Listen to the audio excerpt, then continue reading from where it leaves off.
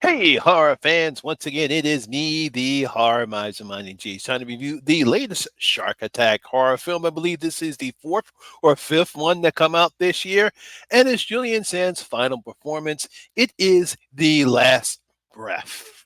Better hold on, you might not be able to breathe enough to scream. Y'all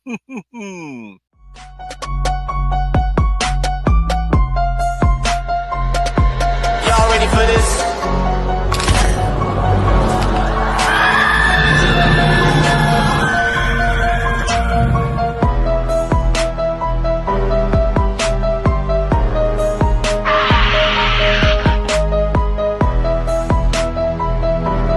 Hey, horror fans! Once again, it is me, the Horror Miser Mining G.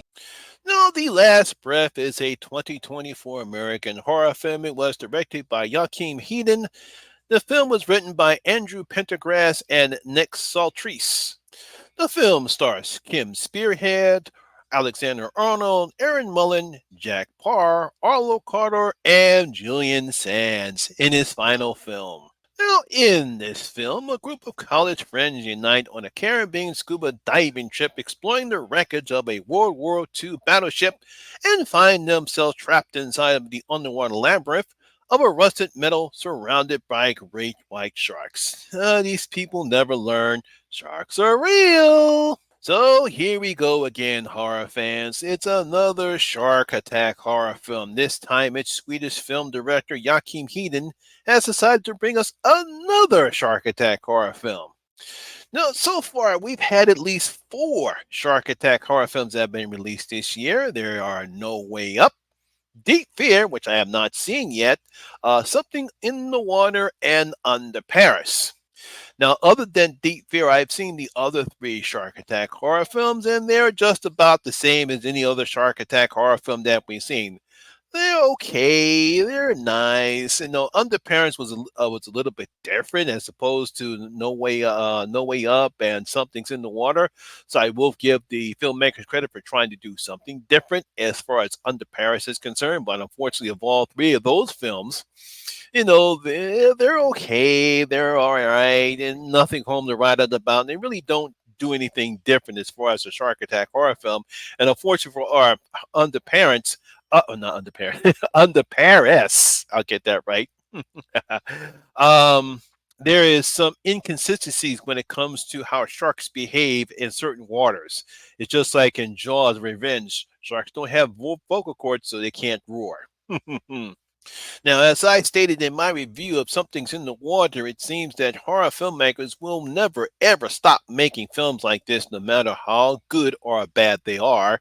I was because we seem to be always enjoying watching them. Because, like I said, sometimes they're good and sometimes they're bad, but it seems like us horror fans like seeing them, so we go see them, so they continue to make them. Now, what makes this film special? This is the final film that British film actor Julian Sands starred in, and this one is called The Last Breath. Now, Sands plays a British man named Levi who runs a struggling scuba diving tour boat in the Caribbean with his partner and longtime good friend Noah.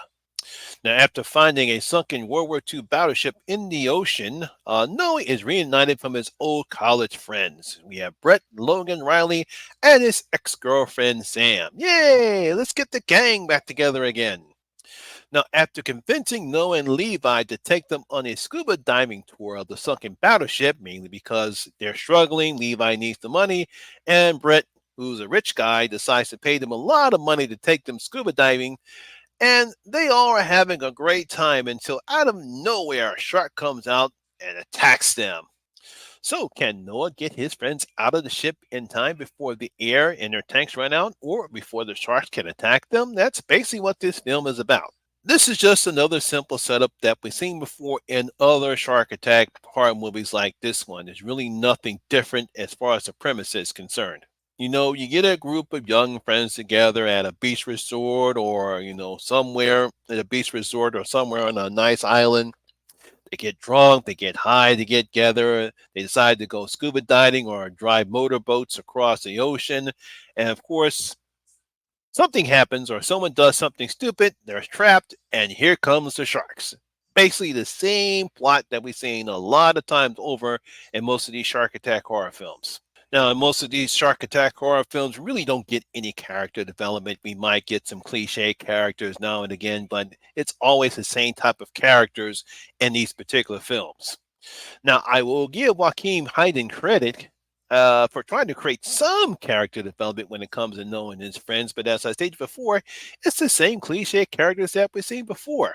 I mean, once you meet them, we know right away who's who in Noah's group, from the rich snob guy to the stoner bro or the guy that's a jokester to the girlfriend of the rich snob and then Noah's ex girlfriend, Sam. It's just that we all automatically, by the time they get together and the time we see them, we already know, okay, that's the snob, that's the stoner party guy, that's the girlfriend of the snobby guy, and there's Noah's ex girlfriend, Sam. It's like you know who they are, and that's about it. Really nothing new or any different like that, but he does try to create some type of character development with these characters. Now, I will say I have to give the actors some credit because they actually do a good job of making the audience believe that they've been good friends for a while, despite the lack of depth that Andrew and Nick's script gives them. We really don't know that much about them, what they are, other than just we know cliche characters what they are because there's no depth to the characters. But that's what you expect in a film like this. Now, I'm sure most people will not like the fact that this is Julian Sands' last film. I believe this was filmed prior to his accident, and unfortunately, his hiking accident, unfortunately, that cost his life. But he actually does a pretty fantastic job playing Levi. As a matter of fact, you almost don't recognize him until you hear his voice. He plays with a man of principle. He's very honored, and he doesn't like the fact that he has to resort to bowing down to a rich snob.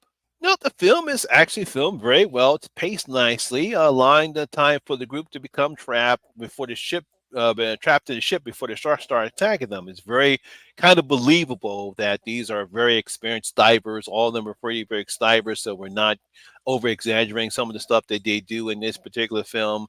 Uh, they try to make sure they know nobody does anything stupid, but unfortunately, somebody's going to do stupid because that's what happens in films like this.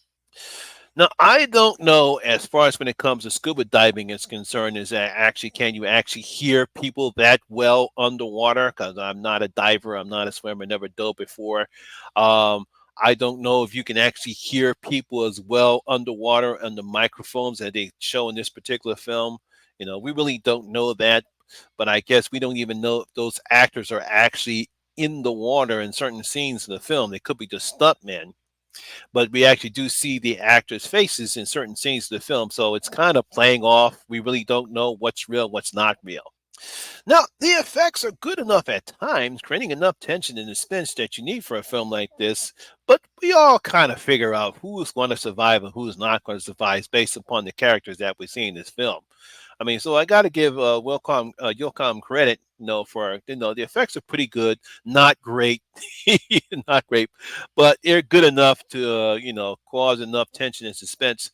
And some of the attacks are vicious and brutal.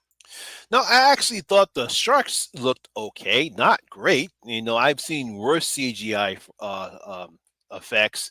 Yeah, I'm talking about you, the Requiem. And there's some blood and some little gore, but obviously they're working on a very limited budget, so most of the blood looks like CGI effects, but the sharks look okay. And like I said before, I've seen worse CGI sharks like that, but they're not like some of the best ones I say, like Deep Blue Sea or the Shallows. Some of those are better looking CGI sharks. These look okay. So, like I said before again, well, it's not the best film to see Julian Sands' final performance, but like I said, he's pretty good in this particular film in the role, in the good in the role, and the film is serviceable enough where most horror fans actually might enjoy it. It's not bad, so I really got to give the filmmakers credit. It's not a bad one, but then again, uh, maybe one time watch, you guys might like it, but like I said, I thought it was okay. So I'm going to give The Last Breath. I'll give it 2.5 out of my 5 bloody gold coins. Like I said, it's very entertaining at times. I like the camaraderie between Noah and his friends like there, but like I said, you got a lot of cliche characters. You're not surprised who's gonna survive, who's not gonna survive. And then this is Julian Sands' last film, so I thought he did a fantastic job.